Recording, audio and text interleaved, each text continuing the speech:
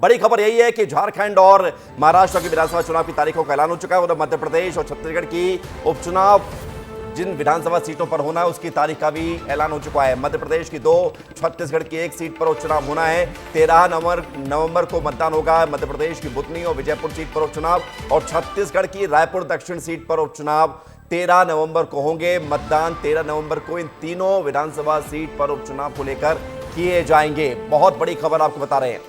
तो तमाम राज्यों की 47 सीटों पर उपचुनाव होना है। उसमें मध्य प्रदेश की 2 और छत्तीसगढ़ की 1 विधानसभा सीट भी है। उत्तर प्रदेश की 10 विधानसभा सीट है, लेकिन मध्य प्रदेश की विजयपुर और बुधनी इन दोनों सीटों पर मंथन भी हो चुका है बीजेपी की तरफ से, कांग्रेस की तरफ से, और तारीखों का ऐलान हो चुका है। 13 नवंबर ये वो तारीख है जब इन दोनों सीटों पर मतदान होंगे उपचुनाव को लेकर। और रायपुर दक्षिण ये भी जो है सीट जिस पर उपचुनाव होना था, ये भी तारीखों का ऐलान इसमें हो चुका है। और हमारे साथ इस वक्त विस्तार न्यूज के एडिटर चीफ ब्रजेश राजपूत जी जुड़ गए हैं। सीधे उनकी तरफ रुख करते हैं, क्योंकि महत्वपूर्ण ये समझना कि लगातार चुनाव को लेकर मंथन चल रहा था, लगातार बैठकों का दौर चल रहा था और अब तारीखों का ऐलान हो गया। ब्रजेश जी, बिल्कुल विवेक, इसी वक्त का इंतज़ार किया जा रहा था राजनीतिक पार्टियों की तरफ से कि अब जो देश में 2 चुनावों के बाद अब जो 2 चुनाव हैं वो उनका ऐलान कब होता है।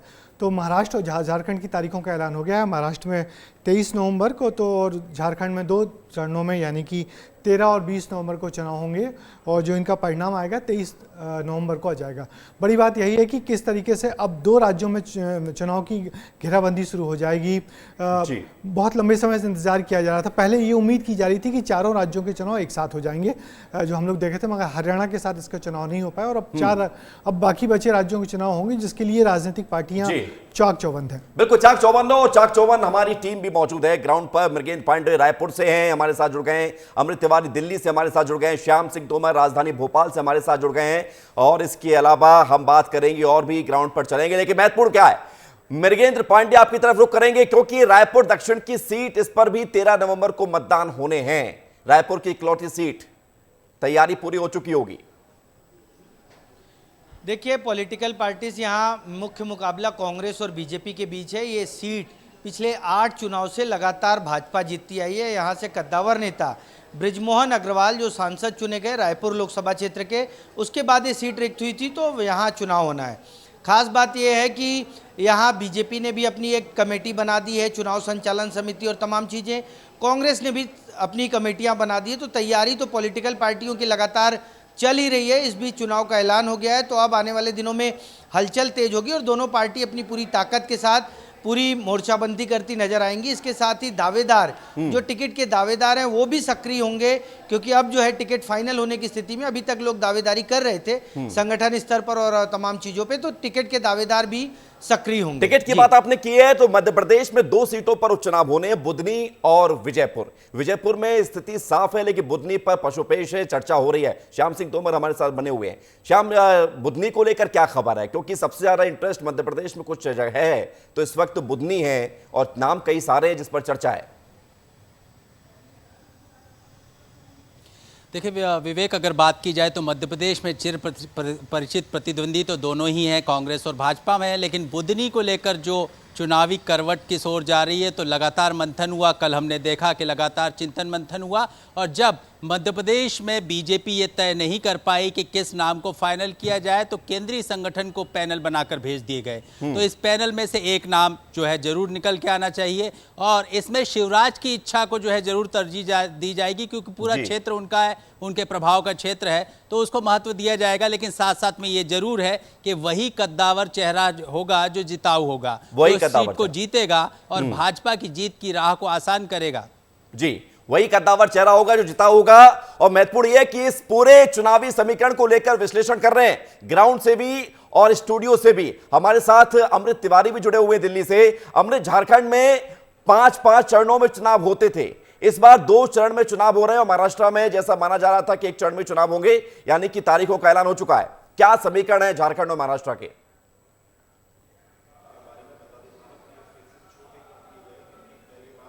अमृत,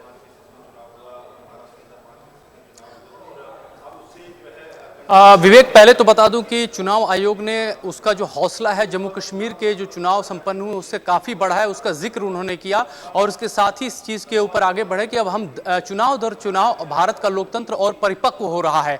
झारखंड की जहां तक बात है तो झारखंड को लेकर के दिल्ली में एक बहुत बड़ी बैठक भारतीय जनता पार्टी के भीतर हो रही है, कोर ग्रुप की बैठक, जिसमें अमित शाह है, जेपी नड्डा है और शिवराज सिंह चौहान है। बाकी इसके अलावा जो है आपको बता दें कि झारखंड की जो उच्च लीडरशिप है वो भी इसमें शामिल होने के लिए आई हुई है। तो ये यहाँ पे आज जो है जो बैठक में फैसला होगा कि टिकट का किसको दिया जाए और साथ ही साथ उस पे सीईसी की मुहर भी हो सकता है कि आज ही लग जाए। इसके अलावा कल बैठक जो हुई तो महाराष्ट्र को लेकर के हुई थी, बीजेपी की खासतौर पे, और वहां पे ये तैयारी हुई थी कि भारतीय जनता पार्टी लगभग 150-160 सीटों पे चुनाव लड़ेगी। इसके अलावा जो है जो बाकी सदस्य हैं उसमें उनको जो है हिस्सा दिया जाएगा। कुल मिलाकर के देखने वाली बात यह है कि चुनाव की जब घोषणा हुई तो एक तरफ जहां बीजेपी प्रोएक्टिव नजर आ रही है, वहीं कांग्रेस की तरफ से अभी हरियाणा चुनाव के गम से उभरने में बहुत बड़ी बात कह रहे हैं। और यहां पर ब्रजेश जी समझना यही होगा कि बीजेपी हम देख रहे हैं पिछले कुछ चुनावों से, मध्य प्रदेश में भी हमने देखा कि उम्मीदवारों का ऐलान पहले कर दे रही है कांग्रेस से, और ये उसकी रणनीति का हिस्सा हो सकती है। बिल्कुल बिल्कुल, बीजेपी ने जिस तरीके से चुनाव को समझ लिया है, चुनाव की तैयारी की, वो अद्भुत है। बीजेपी ने चुनाव को एकदम एक बड़े एग्जाम की तैयारी जैसा करते हैं कि इस चुनाव में हमको क्या करना है, क्या कठिनाई होनी है, उन कठिनाइयों को कैसे दूर करनी है, किस किस आदमी को मैन टू मैन मार्किंग करनी है, क्या किन समाजों को अपने अंडर में करना है। तो ये पूरी एक गजब रणनीति बना के बीजेपी बड़े से बड़े चुनाव में उतरती है, जबकि परिस्थितियां उसके विपरीत होती हैं। हमने मध्य प्रदेश में देखा, हमने हरियाणा में देखा। एक माहौल के सहारे जो विपक्षी दल आगे बढ़ते कि माहौल हमारे पक्ष में है। माहौल महाराष्ट्र में इस बार गर्म है, क्योंकि जो पार्टियां थी जो अभी तक चुनाव लड़ती थी वो दो फाड़ हो चुकी हैं। महाराष्ट्र तो गजब बने, महाराष्ट्र तो लोकतंत्र का क्या किस तरीके से मुरब्बा अचार बना हुआ है, देखने लायक है। मैं अभी देख रहा था कि महाराष्ट्र का जो पिछला चुनाव था वो बीजेपी शिवसेना ने एक साथ लड़ा था, मगर जिस तरीके से चुनाव के परिणाम आए तो शिवसेना ने बीजेपी छोड़ के कांग्रेस के साथ सरकार बना ली। जब कांग्रेस के साथ सरकार बनाई तो बीजेपी ने उस शिवसेना को तोड़ दिया और बीजेपी शिवसेना ने सरकार बना ली, और जो कांग्रेस और एनसीपी थी तो उसने एनसीपी को भी तोड़ दिया। तो कुल मिला के इतनी बार बंटवारा पार्टियों का हुआ है कि किसी तरह वो सरकार चल रही है। अब जनता के सामने प्रश्न है कि वो इन तमाम टूटे बिखरे हुए दलों में से किसको चुनती है, क्योंकि महाराष्ट्र एकमात्र स्टेट है जिसने पिछले 3 जो लीडर ऑफ अपोजिशन थे, 3 लीडर ऑफ अपोजिशन बाद में जाकर उप मुख्यमंत्री बनते हैं। ये माने गजब लोकतंत्र की गजब कहानी है। बिल्कुल गजब कहानी है, लेकिन श्याम गजब कहानी चंबल से भी है, और आप चंबल को बहुत अच्छे से समझते हैं। विजयपुर रामनिवास रावत जब कांग्रेस से बीजेपी में शामिल हुए तो बीजेपी के कई नेता विरोधी सुर में दिखाई दिए। तो क्या वो विरोधी सुर चुनाव में एहसास होगा या सब मैनेज कर लिया गया होगा? क्या आपका चुनावी गणित कहता है विजयपुर को लेकर? देखिए विवेक, आपने जो है अभी कुछ दिन पहले ही अगर हम पीछे मुड़कर देखेंगे तो आपको समझ में आएगा विजयपुर का रण जो है आसान नहीं था बीजेपी के लिए, और वहाँ पर कितने जो है स्वर उठ रहे थे। और साथ साथ में ये भी था कि हम तो नहीं मानेंगे, हम अपनी राह चलेंगे, या तो निर्दलीय खड़े हो जाएंगे, लेकिन जो है बिल्कुल खाम ठोक कर जो है आगे बढ़ने वाले हैं। लेकिन सरकार ने वहाँ ध्यान दिया, जो वहाँ पर जो है घोषणाएं हुई, वो जो तमाम धड़े थे उन सबको मैनेज किया गया। मैनेज करने के बाद अब ऐसे लगने लगा है कि विजयपुर की राह बीजेपी के लिए आसान हो चुकी है, और जो नाम तय किया गया है वही नाम जो है वहाँ पर आगे बढ़ेगा। विवेक, बिल्कुल ये नाम आगे बढ़ेगा, लेकिन इस नाम को लेकर चर्चा जरूरी है रामनिवास रावत, क्योंकि इनके मंत्री बनाए जाने से ही दूसरे मंत्री नाराज हो गए थे। श्याम, देखिए विवेक, स्वाभाविक है कि जिस तरह से जो है रामनिवास रावत आए, पैराशूट कर कर एक तरह से मानना चाहिए, एकदम से उनका आना और आते से इतना बड़ा प्रोफाइल दे दिया जाना, उनको वन जैसा बड़ा विभाग दे दिया जाना, तो स्वाभाविक है। उस समय बड़ी बात ये भी उठी थी कि हमको कॉन्फिडेंस में नहीं लिया गया, हमको बताया नहीं गया, ये अंदर खाने बहुत कुछ चीज़ें चल रही थी। लेकिन अब जैसा कि बात होती है दूध में शक्कर की तरह घुल मिल जाना, कांग्रेस से आए हुए तमाम लोग लगभग उसी स्थिति में है, दूध में शक्कर की तरह घुल मिल रहे हैं, आपस में जो है रायशुमारी कर रहे हैं। बीजेपी जो हमेशा करती है, एक प्लेटफॉर्म पर लाने की तरह जो है बिल्कुल उसकी जो है पूरी रणनीति रहती है, पूरी तैयारी रहती है। बिल्कुल, और वो रणनीति के तहत आगे बढ़ भी रहे हैं। लेकिन मृगेन जी, ये रणनीति रायपुर दक्षिण को लेकर आपको लग रहा है कि बीजेपी स्पष्ट तरीके से आगे बढ़ रही है, या कांग्रेस जो है एक मजबूत कैंडिडेट लेकर आ रही है जो बृजमोहन अग्रवाल का रिकॉर्ड तोड़ सके, या बृजमोहन अग्रवाल से बीजेपी रायशुमारी कर रही है कि किसे टिकट दिया जाए? देखिए, बीजेपी का ये गढ़ है और यही एक सीट है जहां बीजेपी राज्य गठन के बाद से कभी नहीं हारी। तो कुल मिलाकर यहाँ से बृजमोहन अग्रवाल, जिनका कद अब वो राष्ट्रीय राजनीति में जा चुके हैं, लोकसभा सांसद हैं। बृजमोहन अग्रवाल से रायशुमारी के बिना यहाँ कैंडिडेट तय करना बीजेपी के लिए काफ़ी चुनौतीपूर्ण है। वैसे ये एक बात की जो चर्चा है कि जो कैंडिडेट होगा रायपुर दक्षिण से बीजेपी जिसे कैंडिडेट बनाएगी वो बृजमोहन अग्रवाल की पसंद का ही होगा। उसमें दो नाम आ रहे हैं, पूर्व सांसद रहे हैं रायपुर के सुनील सोनी और बृजमोहन के एक करीबी रहे हैं जो लंबे समय से उनके साथ रहे, उनका दो लोगों का नाम आ रहा है। हालांकि नाम की जो सूची है वो बहुत लंबी है। कांग्रेस की आपने बात की मजबूत कैंडिडेट की, तो कांग्रेस हर चुनाव में एक नया कैंडिडेट लेकर आती है। यहाँ पिछले राज्य गठन के बाद से जो भी चुनाव हुए हैं यहाँ से किसी भी कैंडिडेट को दोबारा मौका नहीं दिया गया, हारे कैंडिडेट को दोबारा मौका नहीं दिया गया। इमरान प्रताप बड़ी क्या कुछ कह रहे हैं चुनाव को लेकर, सुन लेते हैं। सुना दिया और तारीखों का ऐलान कर दिया और सारी चीजों से फुल प्रूफ बता दिया। वो तथ्यात्मक आरोप है विपक्ष के और लिखित में हमने आरोप लगाए हैं। जनता विश्वास इसलिए जता रही, जनता बदलाव चाहती थी इसलिए जनता ने विश्वास जताया, पार्टिसिपेशन किया, बढ़ चढ़ के मतदान प्रतिशत रहा। जनता बदलाव चाहती थी लेकिन परिणाम उसकी आशाओं के अनुरूप नहीं आए। तो इसका यह मतलब थोड़ी कि आप उस पूरे सिस्टम को निष्पक्ष करार दे देंगे और ये कह देंगे कि नहीं कहीं कोई खामी नहीं है। विपक्ष लड़ेगा उस मुद्दे पर, मजबूती के साथ लड़ेगा, कांग्रेस पार्टी लड़ेगी और हम प्रयास करेंगे कि महाराष्ट्र में लोकतंत्र को लूटने से जरूर बचाएं। पिछली बार चुनाव बाद लूटा गया था लोकतंत्र, लेकिन इस बार हम सारी तैयारियों के साथ चुनाव में उतरेंगे और हमें पूरा विश्वास है कि महाराष्ट्र की जनता प्रचंड रूप से मौजूदा सरकार से नाराज है और वो फिर से महाविकास आघाड़ी की सरकार चाहती है। तो इमरान प्रताप बड़ी को आप सुन रहे थे, लेकिन ब्रजेश जी अब सवाल ये है कि उपचुनाव पर भी नजरें हैं, वायनाड पर भी उपचुनाव होना है और उपचुनाव उत्तर प्रदेश की 10 विधानसभा सीटों पर भी होना है, जो कि ये तय करेगा कि 27 में जब चुनाव हो यूपी विधानसभा के तो उसको किस रणनीति के तहत लड़ा जाए। देखिए, जो उपचुनाव होते हैं उनके बारे में एक चीज़ बड़ी तय है, जो हम चुनाव के को पढ़ने वाले जानते हैं कि उपचुनाव अधिकतर सरकार के पक्ष में होते हैं।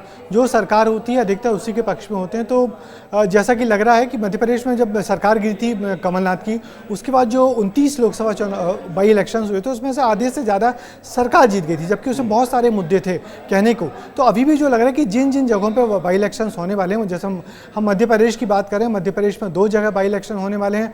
दोनों जगह बीजेपी मजबूत स्थिति में है। एक जगह का तो बुधनी सीट तो हमेशा से शिवराज सिंह की रही है, बीजेपी की रही है, और अगली जो सीट है विजयपुर में उन्होंने जो प्रत्याशी था कांग्रेस का उसी को अपनी तरफ लाके मजबूत कर लिया, मंत्री बना लिया।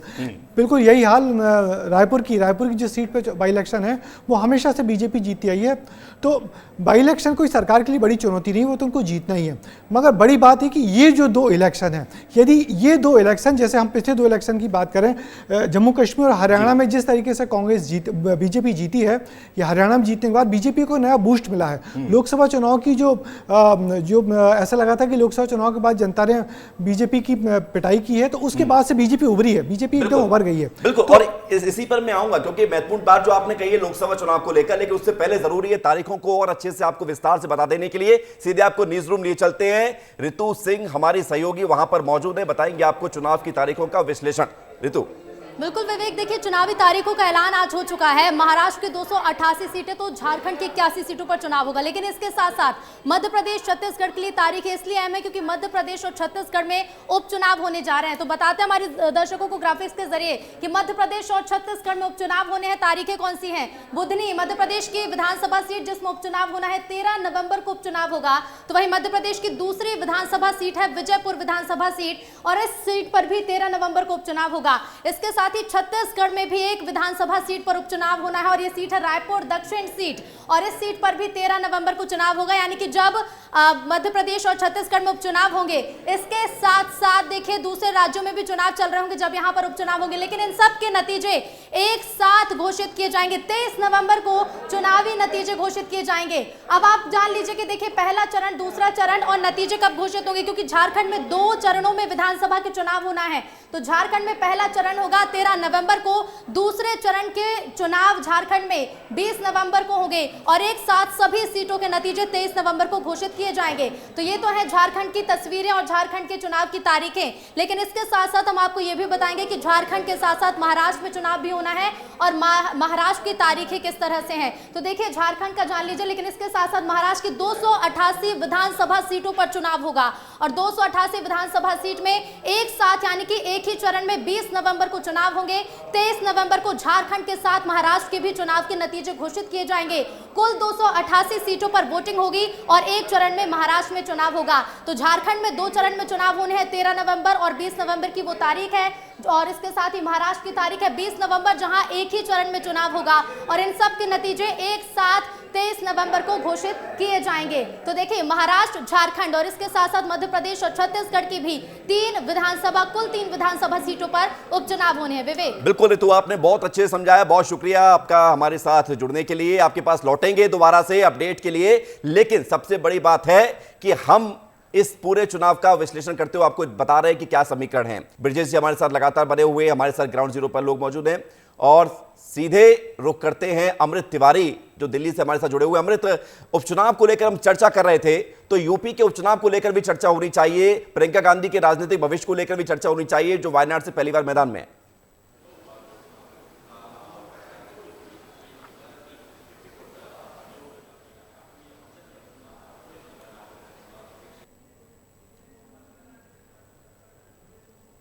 अमृत,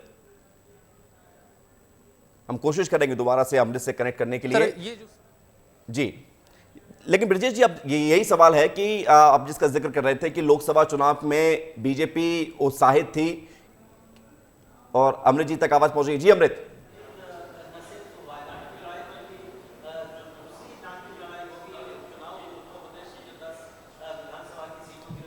नहीं आ रहा है जी। मैं ये बता रहा था कि उत्तर प्रदेश में उपचुनाव की बात करेंगे तो 10 सीटों पे उपचुनाव है, जिसमें से करहल, सीसामऊ और फूलपुर की सीटें काफ़ी हाई प्रोफाइल हैं। अगर इसमें सीसामऊ और करहल की बात करेंगे तो करहल जो है एक तरह से मुलायम सिंह यादव की कर्मभूमि के क्षेत्र में आता है और इसको लेकर के लड़ाई काफ़ी तगड़ी होने वाली है। जैसा कि अभी हमारे जो एडिटर इन चीफ साहब बता रहे थे कि उत्तर प्रदेश जिसकी सरकार होती है उसकी पकड़ होती है, लेकिन ये देखना है इन 3 सीटों पर सबकी नजरें टिकी हुई है। सरकार तो है लेकिन ये हमेशा जो है एक दबदबे वाली सीट रही हैं, चाहे सीसामऊ हो चाहे पे आप करहल की बात कर ले। तो इन सीटों का भविष्य क्या रहने वाला है, लड़ाई यहां दिलचस्प होने वाली है। जहां तक वायनाड की बात है, प्रियंका गांधी वहां जाएंगी या नहीं जाएंगी, इसको लेकर असमंजस की स्थिति बनी हुई है। हालांकि राहुल गांधी ने लोकसभा चुनाव के बाद ये जरूर कहा था कि इस सीट को वो छोड़ना नहीं चाहते, लेकिन वो इसको अपने परिवार के पास ही रखेंगे और घोषित रूप से उन्होंने कहा था कि शायद वहां से वो प्रियंका चुनाव लड़ेंगे।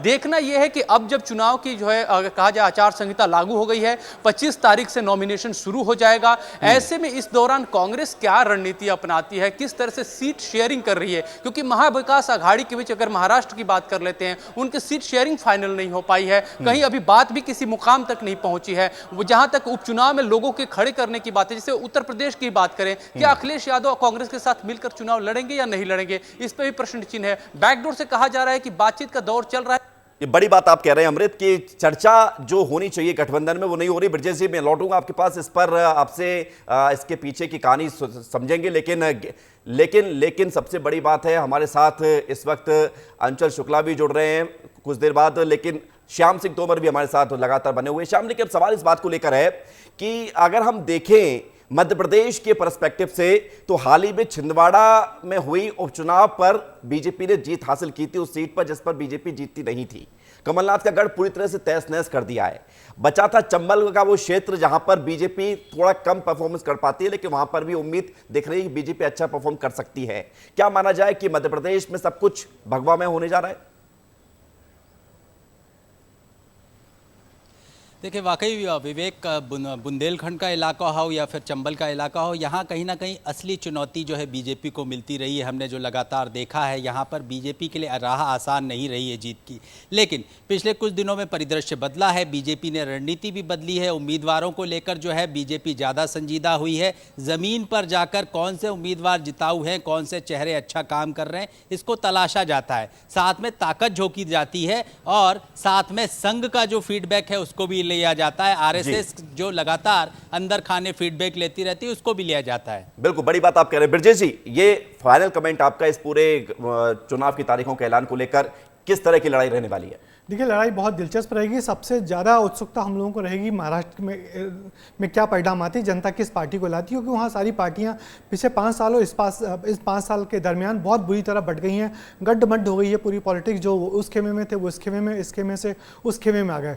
दूसरी बात की जो झारखंड का इलेक्शन है, झारखंड के इलेक्शन में बीजेपी ने एक बार कोशिश की थी सरकार गिराने की, मगर सरकार गिर नहीं पाई। क्या जेएमएम अभी तक मजबूत है जमीन पर, ये देखना बाकी है इस चुनाव में। मगर सबसे दिलचस्प चुनाव होंगे महाराष्ट्र में, और इस चुनाव का परिणाम ये होगा कि बीजेपी जो हरियाणा चुनाव से जिस तरीके से उत्साहित हुई है, क्या वही उत्साह इन 2 चुनाव परिणामों किसी एक परिणाम से उसके पास आ सकता है कि नहीं। बिल्कुल, और ये उम्मीद है, और जो ब्रजेश जी कह रहे हैं यही बात आपके मन में भी चल रही होगी। बहुत शुक्रिया ब्रजेश जी आपका हमारे साथ जुड़ने के लिए। साथ ही साथ अमृत और श्याम और हमारे साथ मृगेश जी भी जुड़े हुए थे। आप सभी का बहुत बहुत धन्यवाद। तो चुनाव की तारीखों का ऐलान हो चुका है, अब बस जनता की बारी है, आपकी बारी।